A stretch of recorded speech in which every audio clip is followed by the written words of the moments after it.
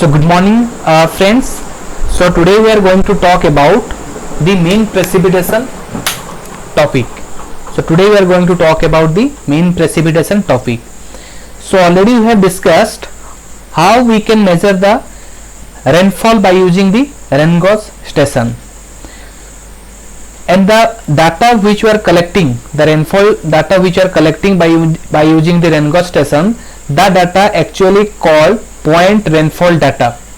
At a particular fixed point we are placing the rain gauge and we are measuring the rainfall depth at a particular fixed point. Okay, so there is number of rain gauge station are placed in a particular catchment area. So all the data are actually which we are collecting in the rain gauge station, that are called as point rainfall data of that particular catchment, and this is called the point sampling of areal distribution of a storm. Okay, but in our hydrological analysis we do not require any point rainfall data. We require a average rainfall depth, or that is called mean precipitation, which actually represent a single rainfall data and which represent the entire catchment average rainfall depth. Okay, so I hope it is clear. So in our hydrological analysis we do not require point sampling of data. Point sampling data we do not require. We require a single precipitation depth, that is called mean precipitation or average rainfall depth, which actually represent the mean precipitation of the entire catchment. So in order to convert all the point sampling data which you are collecting in a particular catchment to a single value, means to mean precipitation or average precipitation, we actually follow some methods.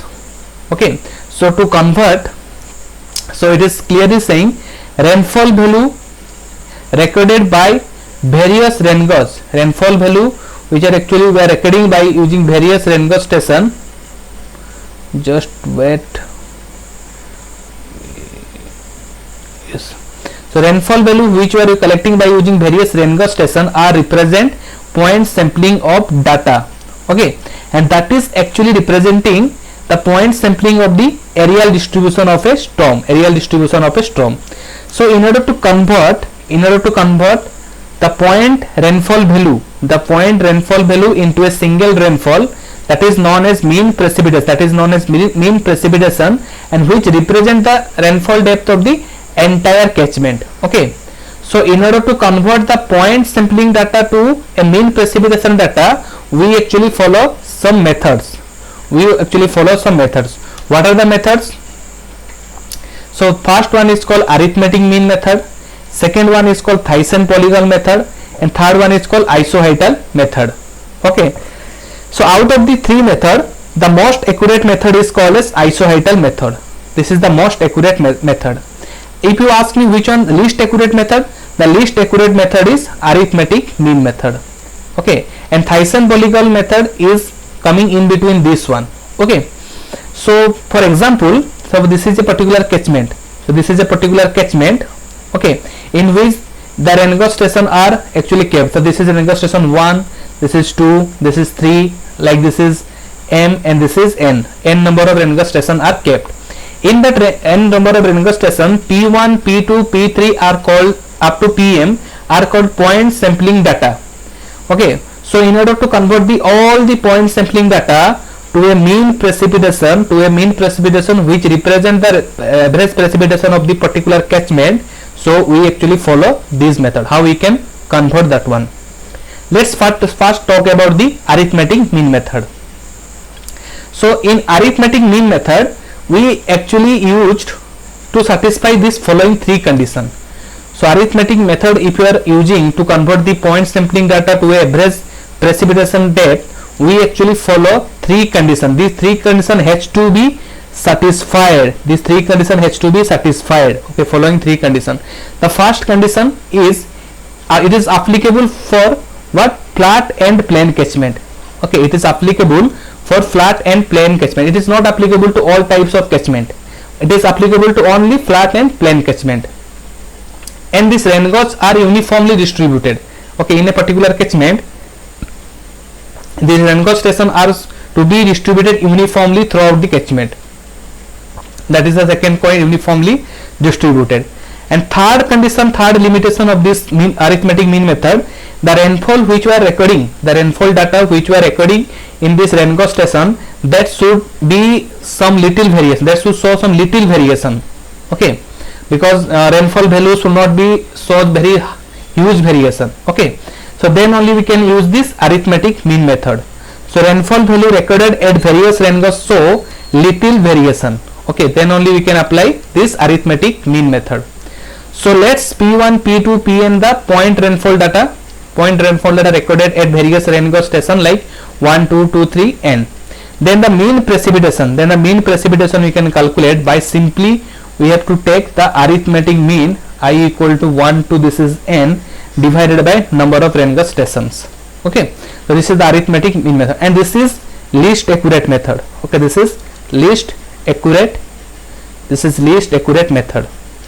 Okay, so now in order to overcome this limitation, what are the limitation are there?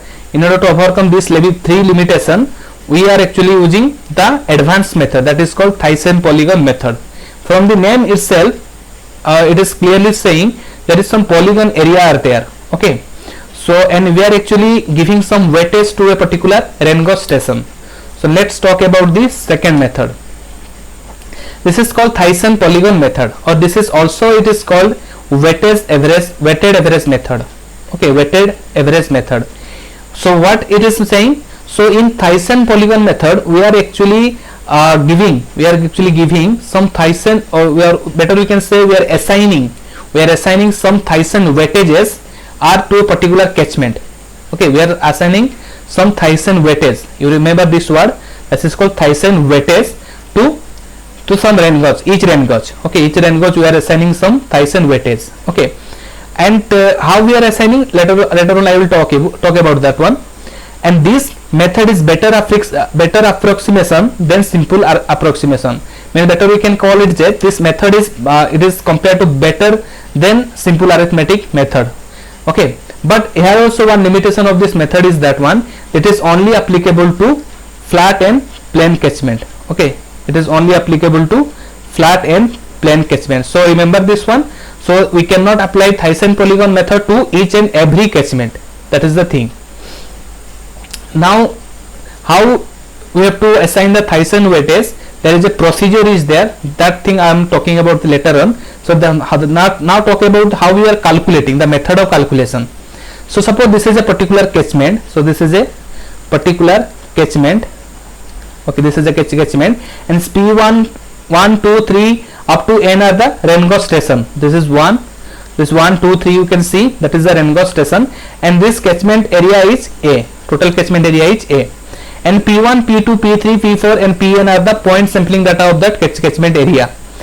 And A1, A2, A3, that one are actually called as the area which enclosed by the rain gauge station and the boundary of the catchment. Okay, so we have to assign some Thyssen weightage to each and every rain gauge station. What is Thyssen weightages? So Thyssen weightages are assigned at the respective rain gauge station are, suppose at one rain gauge station we have to assign the Thyssen weightage by A1 by A, means how much area will be enclosed by the rain gauge station 1, that is actually Thyssen weightage. So second Thyssen weightage in second rain gauge station is how much? A2 by A. Similarly, if you want to find out the nth rain gauge station Thyssen weightage, that is An by A. How much area will be enclosed, or how much area actually it is represented by that particular rain gauge station.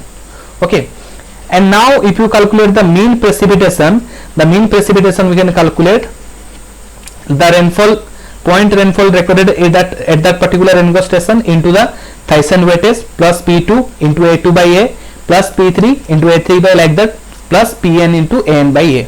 So simply you can write down, this is the better formula. So P1 A1 plus P2 A2 plus Pn An by A. Okay, so one thing you have to remember, this is very important. Okay, A1 by A, if you add all the Thyssen weightage, that is coming out to be 1. So any suppose 3 area we can know, 4th area we cannot know. So we can find out, suppose this A4 by A we have to find out. So simply you can find out this is A1 by A plus this is A2 by A plus this is A3 by A. So you can calculate the another Thyssen weightage from this formula also. So if you add all the Thyssen weightage, that is also equal to 1. Okay. So this is the method of calculation. Now we have to talk about how to actually give the Thyssen weightage practically. So this is the actually procedure to assign Thyssen weightage. Okay. So suppose this is a catchment area. Okay. And and these are the Rengauss station. These are the Rengauss station. This is 1, this is Rengauss station 2, and this is Rengauss station 3. So first of all, it is saying, so procedure, you see, first step is saying draw the catchment to some suitable scale. You have to take a suitable scale factor. Okay, we have to take a suitable scale factor, and you have to draw the catchment to a particular suitable scale factor. Okay, because actual catchment area we cannot draw in a particular plain paper, so you have to take some scale factor 1:4, 1:2. So like that you have to take a scale factor, then you have to draw the catchment in your paper. Okay. Second point is saying, second step is saying identify the Rengauss station within the catchment. So what are the catchment, what are the Rengauss station are present in that catchment area? Please identify the catchment. Identify the Rengauss station in that catchment area. So this is the Rengauss station 1.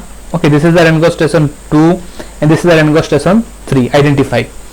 Third step it is saying join all the adjacent Rengauss station by straight line. So all the Rengauss station you join by adjacent. This is the adjacent straight line you join. So all the Rengauss station 1 to 2 first you join, then this is 2 to 3, okay, and this is 1 to 3.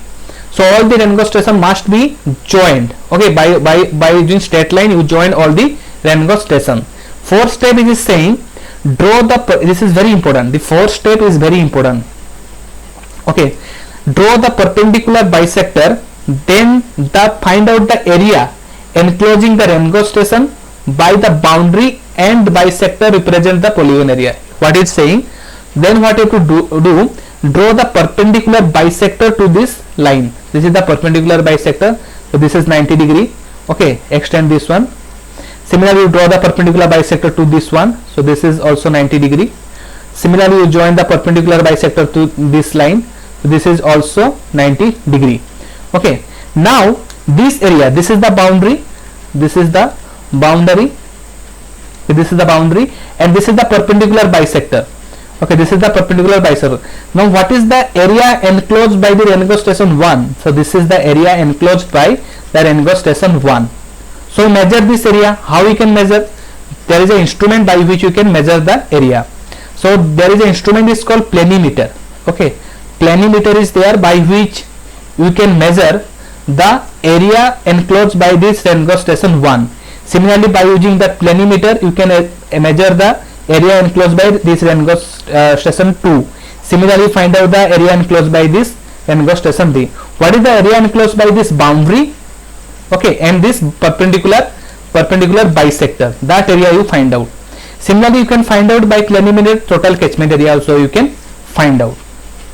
Okay, so we can find out what? We can find out this A1, this A2, this A2, and this is A3, and total area you can find out. Now can you able to assign the Thyssen weightage? This is A1 by A, is the Thyssen weightage for the Rengauss station 1. Similarly, A2 by A, this is Thyssen weightage for the Rengauss station 2. A3 by A, this is the Thyssen weightage for the Rengauss station 3. So we can assign the Thyssen weightage by following this procedure. Okay, so this is the thing. Now there is some basic case. Okay, so there is some simple case are there. So this is first case, case 1. Suppose there is square catchment is there.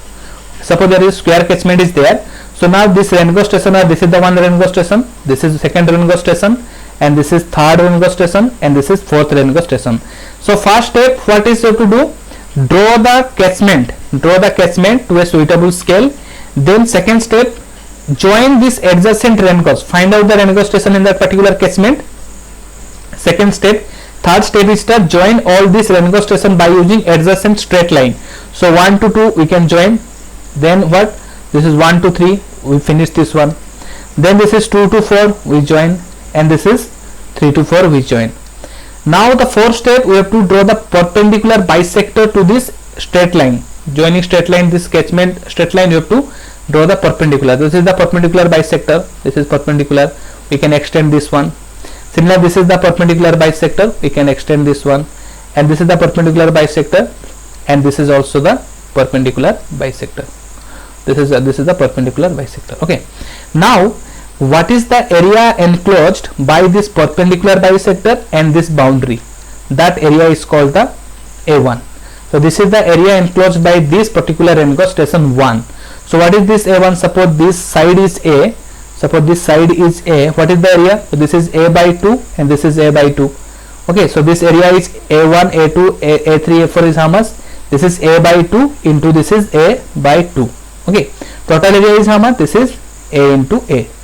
So can you able to find out isomorphism? Isomorphism you can find out. This is A1 by A. This is A2 by A. Similarly, A4 by A you can find out. This is isomorphism you can find out. Suppose the catchment area will be like a equilateral triangle. So first steps, draw the catchment area. Okay, first step you have to draw the catchment area to a suitable scale, and second step, find out the Renko station. So you find out the Renko station. This 1, this is 2, and this is 3.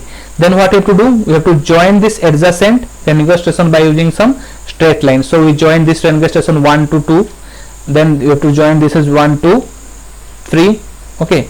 Next we have to join this is 2 to 3. Now you have to draw the perpendicular bisector. So now you have to draw the perpendicular bisector. This is the perpendicular bisector. So you can extend this one. Second, this one the perpendicular bisector. Okay, this is perpendicular to this line, and this is the perpendicular bisector to this one. Okay. Now the area enclosed by this perpendicular bisector and the boundary that is called as area 1. So for this Renko station, the area enclosed by this perpendicular bisector and the boundary, this is the area. What is this area? This is 1/3 of total triangle area. Total triangle area is how much? √3 by 4 into A square. Suppose this side is A. Okay. Now A1, A2, A3 how much? This is 1/3. You can write. So A1, A2, A3 is 1/3 of the √3 by 4 into A square. This is the standard case, better we can say. Suppose now the catchment area is like this, and there is 5 Renko stations are placed. Okay, this is 1, and this is 2, and this is your third Renko, this is your fourth Renko, and this is fifth Renko. So what is the third step we are talking about? Now we have to join this adjacent Renko station by using some straight line. So 1, 2, 2 I join, then this is 1, 2, 3 I join, then this is 3 to 4, and then this is 2 to 3 I join. Similarly, you can join this one. There is a Renko station at 5, so join this 5 also. So now this is I joining all this Renko station. Okay, so similarly I join all this Renko station. Then what you have to do? We have to draw the perpendicular bisector to these lines. So first perpendicular bisector I can join like this perpendicular bisector. Now again I have to bisect this one. So this is the perpendicular bisector, and I can join like this. Similarly, I can join this perpendicular bisector, and similarly this perpendicular bisector I can join. Similarly, I can draw a perpendicular bisector to this point and draw the perpendicular bisector like this, and you can also draw the perpendicular bisector to this. So similarly, you can draw the perpendicular bisector to this line. Again, you can draw the perpendicular bisector to this line. These are perpendicular. Similarly, you can join this line and a perpendicular bisector to this line, and two perpendicular bisector to this and this one. Okay. Now you see what is the area enclosed by this perpendicular bisector and this boundary. So what is the area? This is the boundary part. Okay, and these are the perpendicular bisector. So this is the area enclosed by this Renko station number 1. Okay, suppose this is I am talking about this area. Suppose this is how much? This is A by 2. This is A by 2, and this distance is suppose Y. So I am actually showing it here. So this is A by 2 into Y. So what is the A1, A2, A3? So this is the area A1. Similar, this is the area. This is the area. This is A2. So this is similar. This is A3. Okay, this is A3, and similar this is A4. This is A4. So if you find out A1, A2, A3 all are same. So how much that one? Half of the triangle, because this is the triangle area. This is A by 2 and this is A by 2. The triangle area is how much? Half into base into height. Okay, half into A by 2 into A by 2. Now you have to find out this area A5. Okay, so this is the area enclosed by this rectangle. This is the A5. So what is this one? This is y and this is y. So this is y square, because this is a type of a square kind of thing. So basically this is y square, y into y. So what is y? Y you can find out from this one. This is a by 2 square plus a by 2 square root over y, you can find out. Okay, similarly this is the thing. Suppose this is the catchment and here the Rengel station are placed here. So this is the one Rengel station, second, third and fourth. We identified. Then I join them with the straight line 1 2 2 to 3 and 3 to 4, and this is 1 to 5. Then we have to draw the perpendicular bisector to this line. So this is the perpendicular bisector. Extend this one, and similarly you can draw the perpendicular and this one and this one. Okay, all perpendicular. Now what is the area enclosed by this boundary and this perpendicular bisector? This is the area. This is the area enclosed by this one. What is this area? This is simply a by 2 into a by 2. Okay, so this is a by 2 into this is a by 2. Now the case 1, this is the case. Okay, suppose now the Rengel station are placed similar to this one, but another there present light over here. 5 Rengel station are there. So we have to draw this adjacent lines like this one. This is 2 to 3. Okay, this is 3 to 4, and this is like this one. Now I have to draw the perpendicular bisector. So this is the perpendicular bisector I am drawing. Similarly from here again I am drawing this one. Okay, like this one I am drawing the perpendicular bisector, like this one and this one. Okay, so now what is the area enclosed by this one boundary and perpendicular? This is the area enclosed by this Rengel station 1. Okay, so what is this area? So total area is how much? Total area if you talk about, that is a square. Total area of the big triangle, this is a big and this is small triangle, this is square. Okay, so the area of the big square is how much? This is a square. Okay, so we have to find out this area. We have to find out this area. So this is a square by 4. Okay, minus you have to find out this area y square. If you find out the area of this square, that is how much? Y square. So y square by 4 is how much? This one. So a1 a2 is how much? If you deduct the area, a square by 4 minus y square by 4, that is coming the area of a Rengel station 1 to 4. Okay, so better you understand this one. So this is a by 2, this is a by 2. Okay, this is a by 2, a by 2. This is okay, the a square into a square. This is a into this is a. So total rectangle, total square area is how much? This is a square. Okay, minus you have to do, this is y square. Minus y square you have to do, this area, total area you have to do, this is y square. Okay, but we have to find out this one for Rengel station 1. How much you have to do? By 4. Okay, so this is a square minus y square by 4. So this is a1 into a2 a4. What is the a5? That is y into y square. So simply you can do, if you next time when I will solve the problem, then it will better, it will clear to you. Now the third method is called isohedral method. So this is the third method. Okay, this third method is called isohedral method, and this is the more accurate method. This is the most accurate method, and the more advantage of this method can be used for any catchment. Okay, any catchment area you can use this particular method. What do you mean by isoheight? Isoheight means the point which joining the equal value of rainfall. Okay, so the line which joins the point of equal rainfall, that is called as isoheight. Means where the rainfall data is same, if you join all this line, that is called isoheight. The lining joining the points of equal rainfall. Better you remember, this is equal rainfall. And the isonip what? Isonip similarly a line joining the points of what? Equal snowfall. Equal snowfall, that is called. So now suppose P1, P2, Pn are the isoheight lines drawn over particular catchment area. Drawn over particular catchment area, P1, P2, P3, Pn, the isoheight lines drawn. So measure the area enclosed between the isoheight by using planimeter. We measure the area between these isoheights by using planimeter and report that area to be a1 to the an minus 1. Okay, then the mean precipitation is how we can find out. Look this one first. These are the isoheight, P1 isoheights, all these the line joining the equal value of the line joining the rainfall value which equal to P1 only, and this is the P2 isoid, this P3 isoid, P4 isoid, Pn minus isoid, this Pn isoid. So the area enclosed in between this one, how much? This is the area. So you can A1 you can find out by using this planimeter. So you have to take the A1 into average of these two isoid. So A1 into P1 plus P2 by 2, similarly A2 plus P2 plus P3 by 2, plus A3 into P3 plus P4 by 2, like An plus Pn minus 1 by 2. So divided by this one into total area. Suppose there is one P1 isoid is missing. Okay, in this case the P1 isoid is missing. So you have to start like this one. Don't do P2 by 2. So like you have to do A1 into P2. Okay, this is the area or enclosed by this isoid, A1 into this P2. Same you start A2 into P2 plus P3 by 2, like that N minus 1 plus Pn minus 1 by plus Pn by 2 by total catchment area. Okay, so isohedral method is most accurate method, and that is actually generally used in the hydrological analysis to estimate the mean precipitation in the particular catchment area.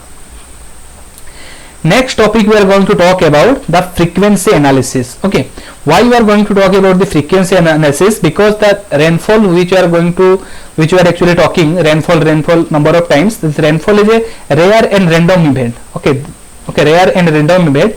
When there is a random variable is involved in this analysis, so you have to follow the statistical analysis, or that is called frequency analysis. Frequency means what? Means what is the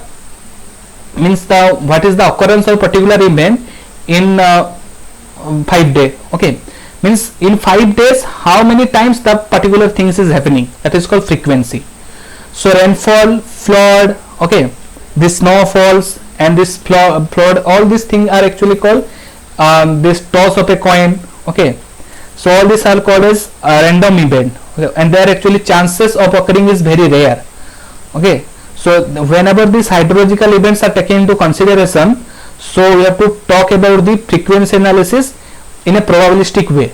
Okay, so the probability of occurrence of frequency analysis is performed in this frequency analysis. What is the probability of the rainfall or the flood is going to be happened? That is actually that is actually we are perform in this particular analysis. So to perform frequency analysis, it requires a time series of data. Okay, time series of data is very essential to perform this frequency analysis. Normally used time series is annual series. So annual series data means 35 years of data is available. So you perform the analysis or frequency analysis, statistical analysis based upon the data series which is available from the meteorological department. Okay, so in that series, probability of occurring of event is worked out by knowing its frequency.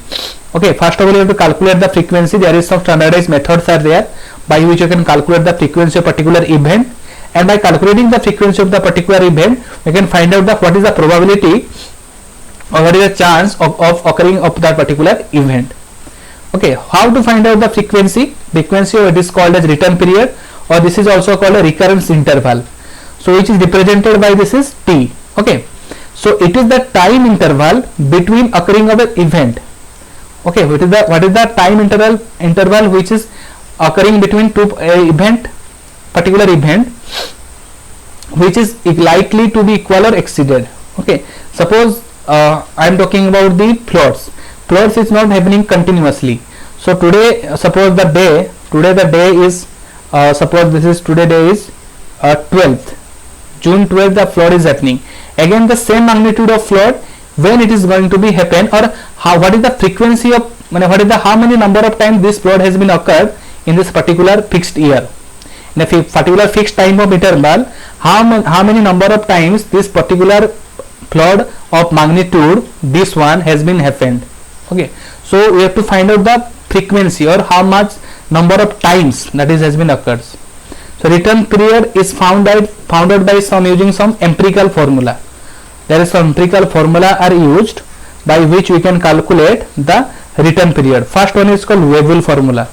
So Weibull formula by using you can calculate. So what is the formula? So return period T, or that is a recurrence interval, that is n plus 1 by m. N plus 1 by m. What is the n? the number of data used in the frequency. How many numbers of data you are using for the frequency analysis. M is what? We have to assign some rank to a data for which we are going to do the frequency analysis. How we have to assign? We will look in later on. So the M is the rank assigned. Second formula is called Hazen formula. Second one is called Hazen formula, that is n by m minus 0. All synonyms are means or notation are same. N is the numbers of data used in the frequency analysis. M is the rank assigned for the data for which frequency analysis is performed. Third formula is called California formula. So California formula is what? This is n, t is equal to n by a. It is very easy to remember. N is the number of data used in the frequency analysis. M is the rank assigned. Okay. So m is the rank assigned, n is the number of data used in the frequency analysis. Now you see this example. Okay. So suppose there are some Rengo station are there. Okay. So this is A and this is B and this is C and this is D, and there is some value we have recorded. Okay. These are the point sampling data we have recorded at various Rengo stations. This is precipitation at this point number A. Okay. This is precipitation at point number B. So this is the precipitation at point number C. That is point number D. This is point number E. Now we have to convert this precipitation to a mean precipitation which represent the average depth of the rainfall of that particular catchment area.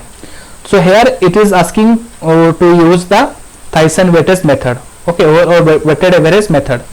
So what I told you. So first of all you have to identify all the Rengo station in that particular catchment.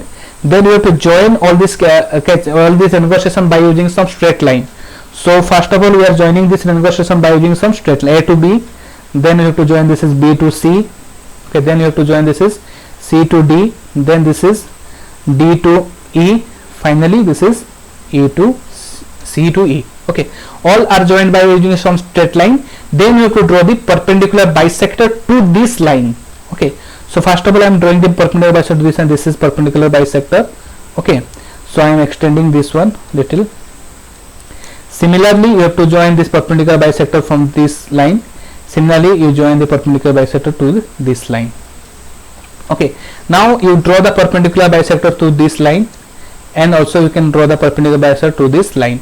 We extend this line somewhat like this, and you have to draw the perpendicular bisector to this line also, so you can join the perpendicular bisector like this.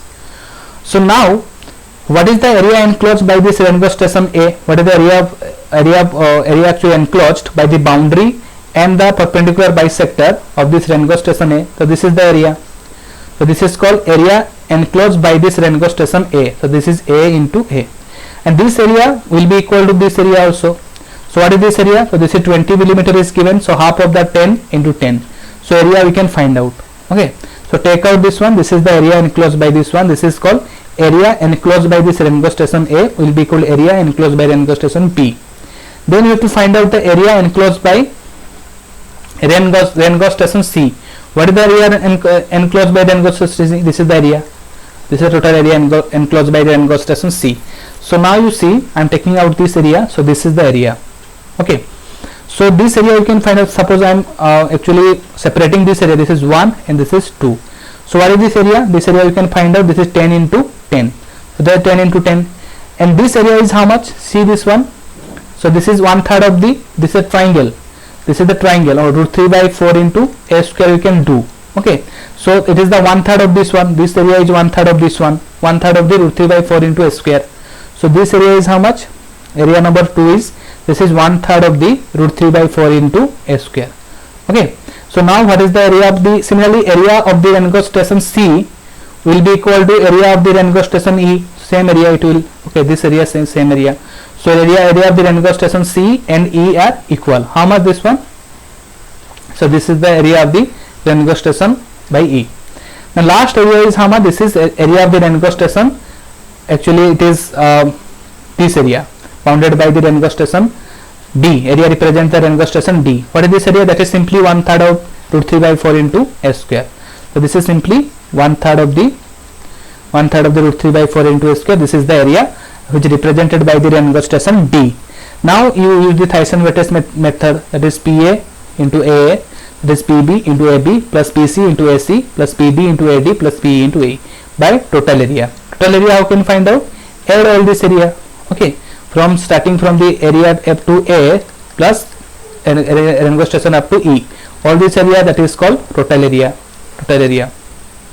Okay, so now you put all the value, and the mean precipitation, the average precipitation, which represents the average rainfall depth of that particular catchment, will be equal to 6.3 centimeter. That is the thing. So next class we will talk about the more problem in detail. So I hope you like this video. So if you like this video, please like and share, so that it will bring some motivation to me. So thank you all. Next time I will meet. Thank you. Have a good day.